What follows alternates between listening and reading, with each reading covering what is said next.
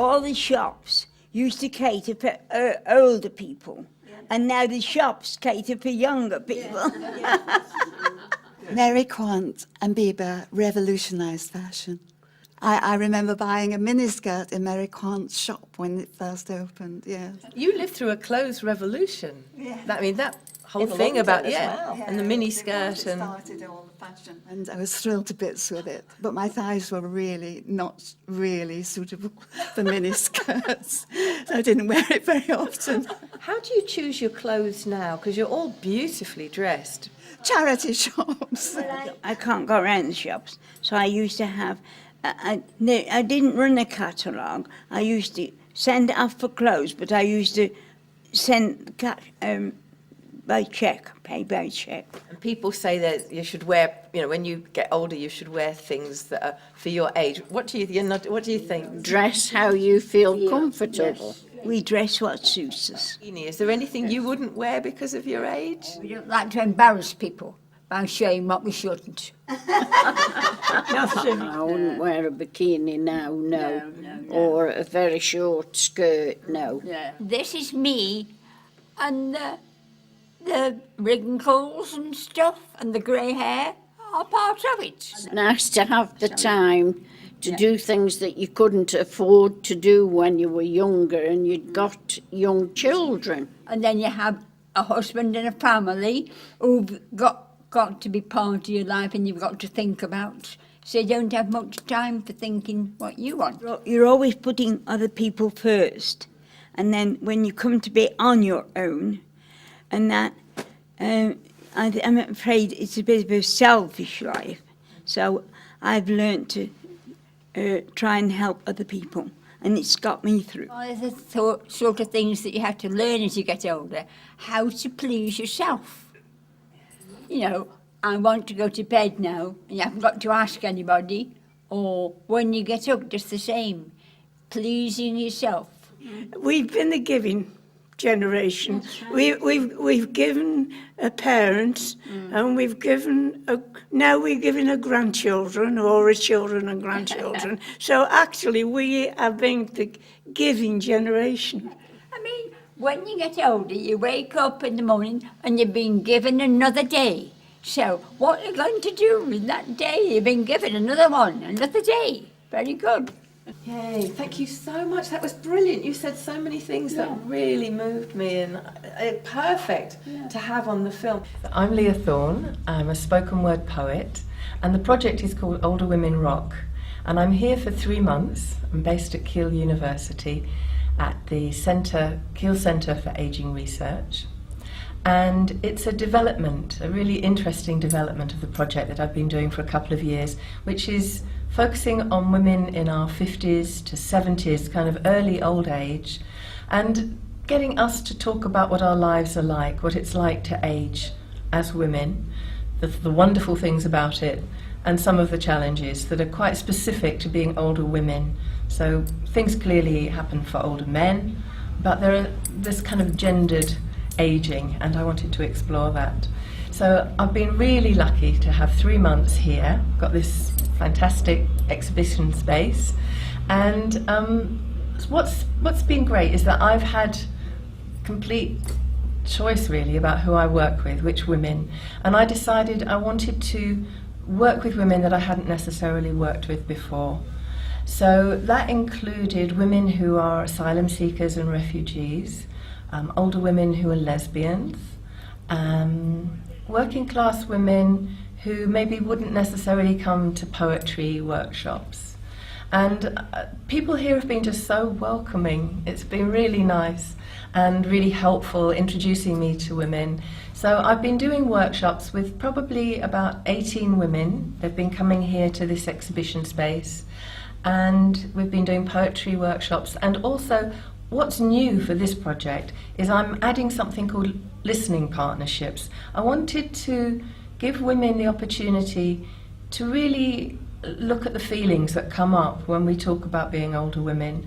So in the past, when I've done an exhibition like this, women would come in and they'd immediately start telling their stories. It really sort of, inspired them to do that, which was great. And often there'd be quite a lot of emotion. Sometimes there'd be real giggling and laughter, because there's quite a lot of humour in the clothes and in the messages. But also they're very emotive issues, some of them, about being older women. And women would cry, and I wanted to see if I could do something so that when the project finished, women weren't just left high and dry, but they might have a tool that they could use with each other to be able to listen to each other really well. There's always a connection with older women. It's like we really recognise each other, even if we're totally different in our lifestyles. There's something about, good for us, somebody's actually putting us centre stage. And that's such an unusual experience that women are often really pleased about it. So if I give you an example of how the clothes were made. So I wrote poetry, and then I identified older women visual artists, and in this case this was made by a textile artist called Trish Bishop. I gave her the jacket and I gave her the poem, and this is how she interpreted it. So that's the front of the jacket, and then on the back she's actually put the poem. So, I am an old age, all age woman, no way past my use-by date. There's going to be a fantastic blazer that's going to have words of older lesbians. So older lesbians talking about what it was like to be young and what the conditions were like in the world then to be a lesbian. The isolation, the fact that there was nothing out there that talked about who you were. So this is an example of what might end up in the exhibition as a result of working in Stoke. So this is I think probably 1940s, 1950s swimsuit, and I'm going to give it to one of the artists and see if she can put some poetry and words on there that women have given me about the importance of laughter to older women. So that's going to be hopefully one piece.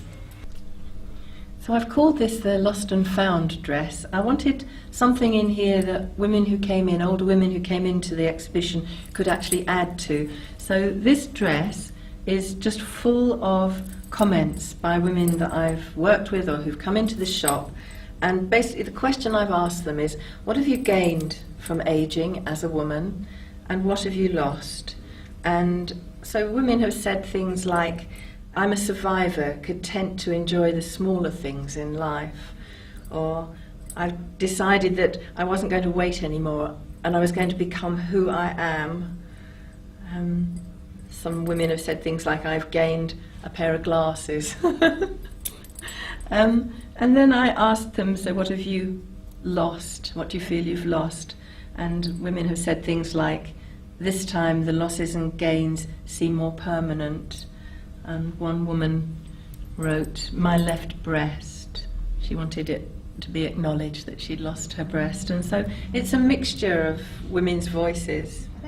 What do you think? Put her clothes down. Oh, you're not asking the clothes on. I am not exactly the fashion guru, am I? Come on. You're probably asking the wrong person. I'm Dawn Jutton. I'm a photographic artist, and it's been great to have the opportunity to collaborate with Leah Thorne on this project.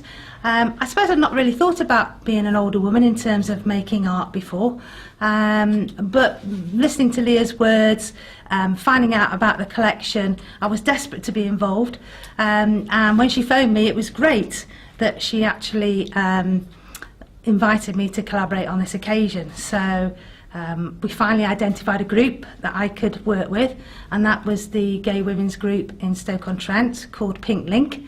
And Leah actually found an amazing blazer, and having had a few discussions with the women, we decided that one of the best ways to represent that was to handwrite their comments and their feelings and all the worries and fears they had, not only about having come out in the past and their relationships with their families, but also about how they feel now becoming older gay women and how that might impact on their care or their future or their relationships with their families as things have changed in the world.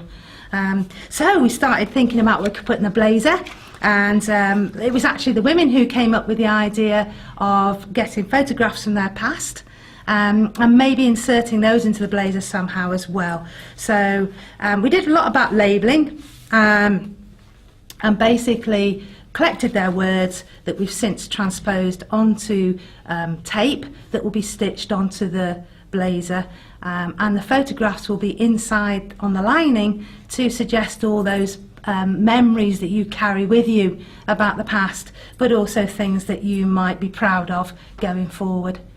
From a box of treasures came half of my life. Could I read what he'd written?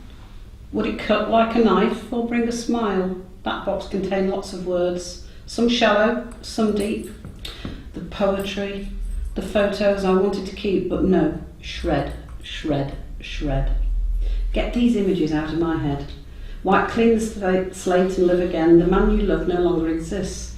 That man caused you pain, don't let the tears flow again. So these were a whole range of different sort of baggages, and there might be many more as well.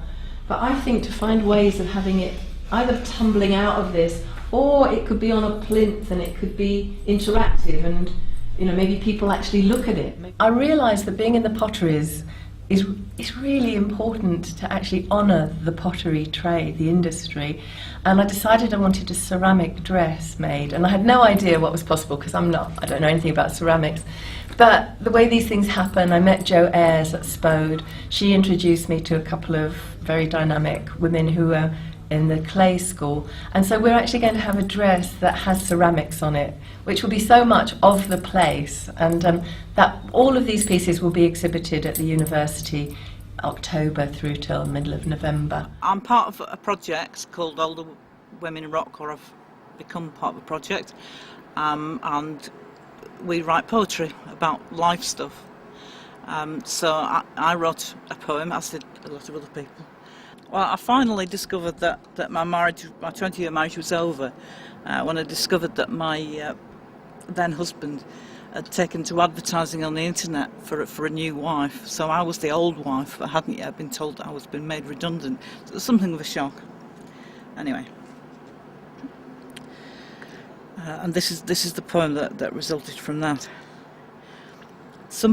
Someone had taken something valuable of mine and destroyed it, an urn smashed into 1,000 pieces. By another's callous hand, paralysed, I was unable to form the will to collect the wreckage. Over time, piece by piece, I started to rebuild, unsure which fragment went where. They did not go back neatly, but the glue held firm, forming a different shape, less regular, but with its own quirky beauty. Not all the pieces could be found. Some were too fine, dust blown away with the wind, and the gaps needed more glue to make the whole whole. Some bits, in the cold light of my new day, were too ugly to be part of the resurrection, so I threw them far, far away, never to be reclaimed. I am mostly happy with the new urn, imperfect though it is, and I protect its preciousness. No one gets to throw it away again.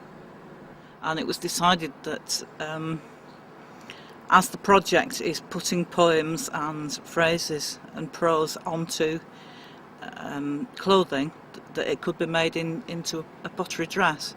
So I'm down here at Spode today, and there is a dress, and we're putting ceramic beads onto it and writing on them, writing parts of the poem onto them.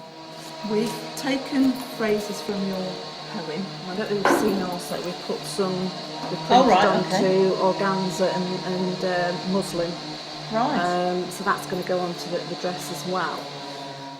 Right, so perfectly in line with where it will hang, so exactly. Across. Yeah, so okay. that's why I've put the holes at the top, because they're going to hang, so it will need to sort of go. So I can do that by eye. And then if we get one set that's done completely horizontally, we don't mind then if the others are done at a slight angle, so you might follow the curve of the porcelain. Okay. That's quite so that can be fairly random and not be a problem after we've got the one set. One set. Okay. Yeah.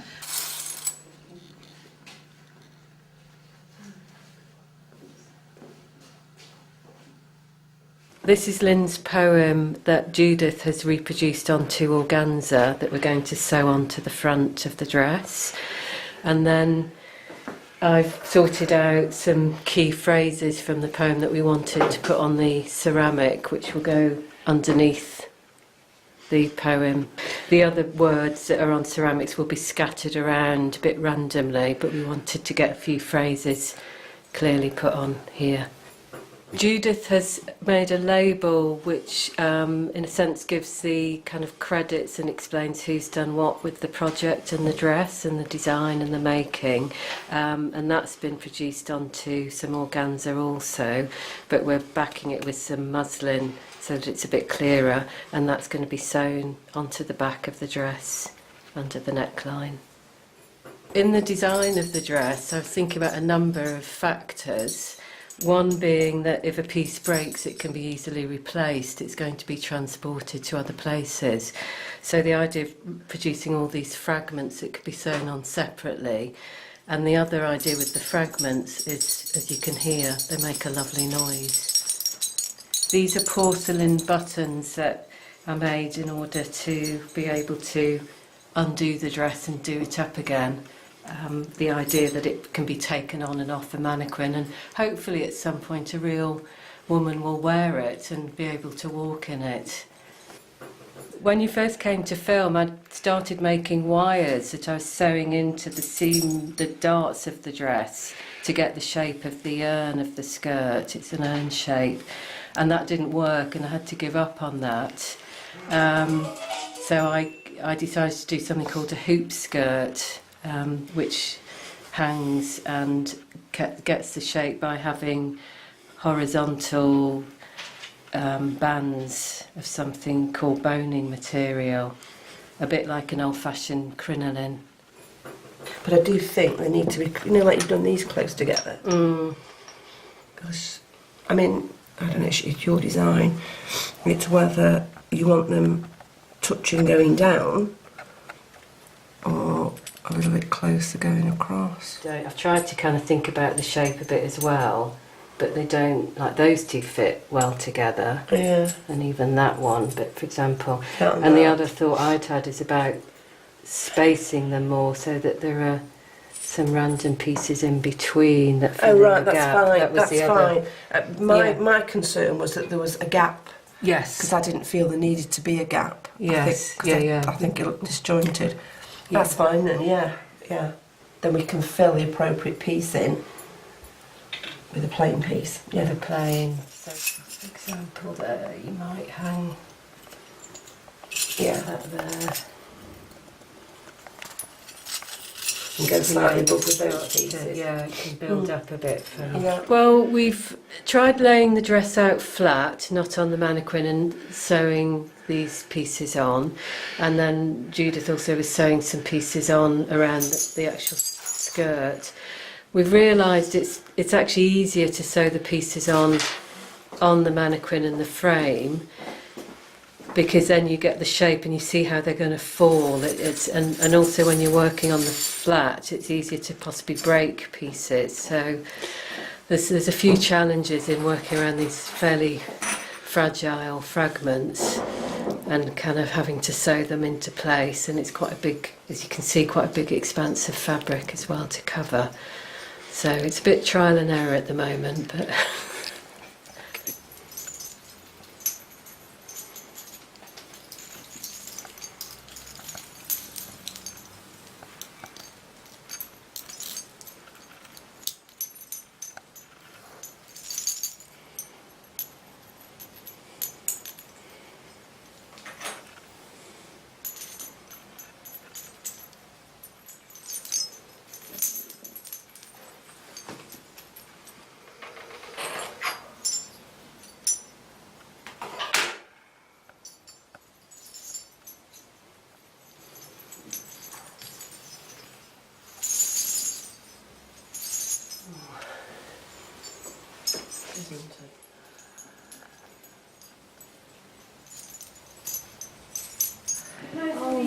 Yes, and you.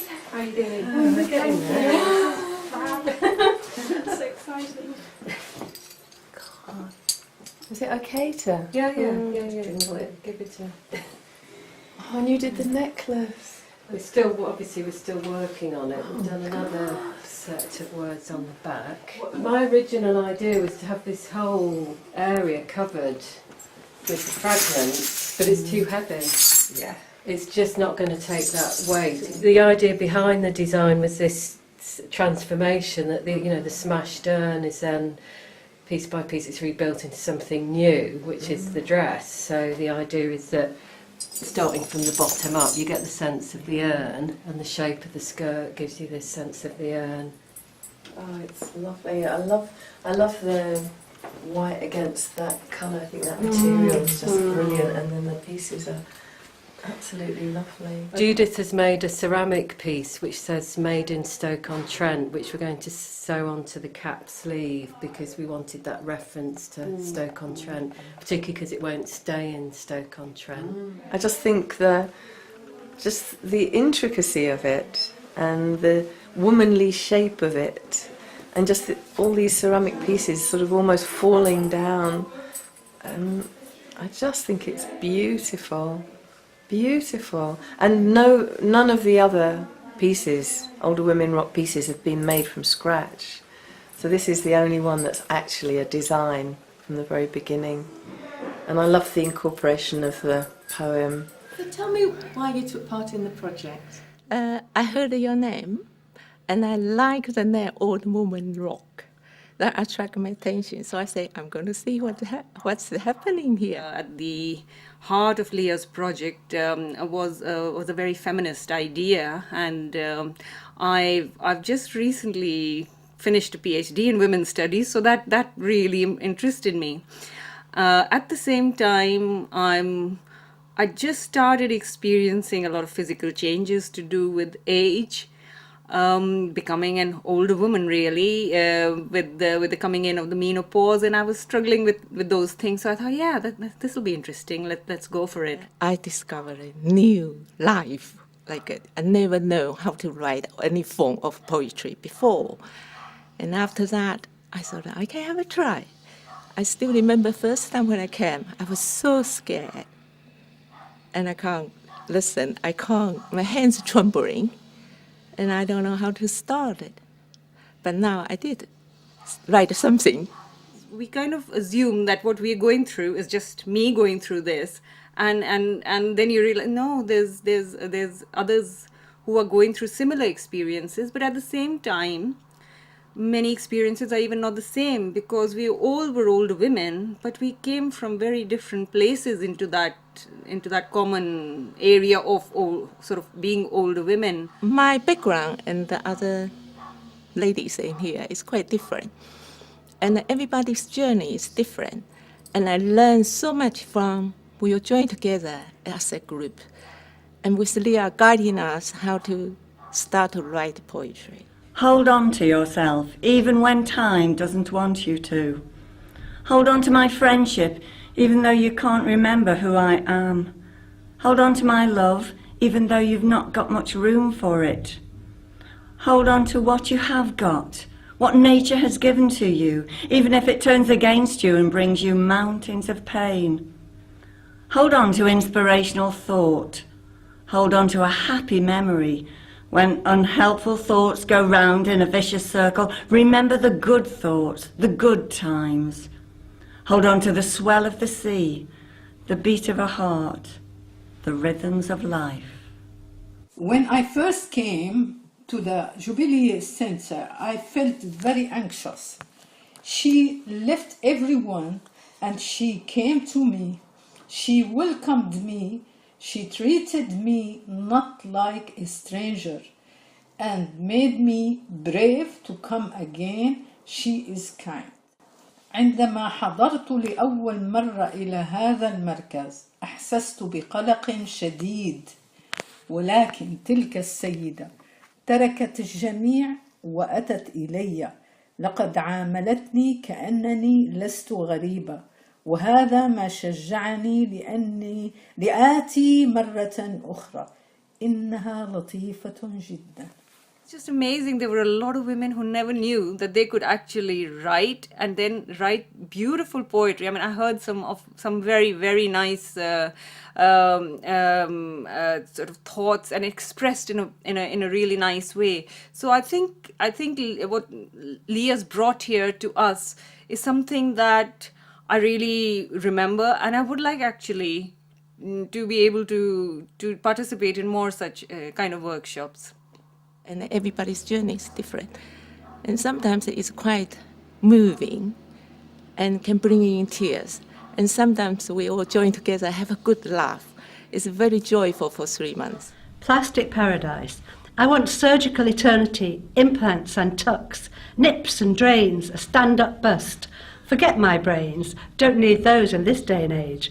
I want to be young, I need to look fit. Personality, feck, who cares if I'm thick? Give me a body lift, rescue my neck. I don't want to grow old, I want a new face. Forget graceful ageing, let's turn a new page. My pension will pay for my plastic disgrace. Give me cosmetics, give me the knife, tighten the handbags under my eyes, flatten my tummy, lipo my thighs. When I breathe my last, freeze me after I die. I'm no fool, cryogenics are cool. Before I came, you found out, yes, older woman, people will think you are old-fashioned, your thinking is so different. But now I find it's a woman should have a voice, especially old ladies, because they go through so many revolutions like freedoms and women's right and equal right. It's so many changes. A woman goes through it. Some women go through during the war as well. So all this, we should make a loud voice, let young people hear and learn. Is the old women contribute so much with countries, the personals, and the families. So we should make a loud voice and then to say, yes, older women's important as well. Oh, thank you. Oh, and we'll keep in touch. Will I see you at 2:00? Yeah. Okay. Yes, So I'll try you.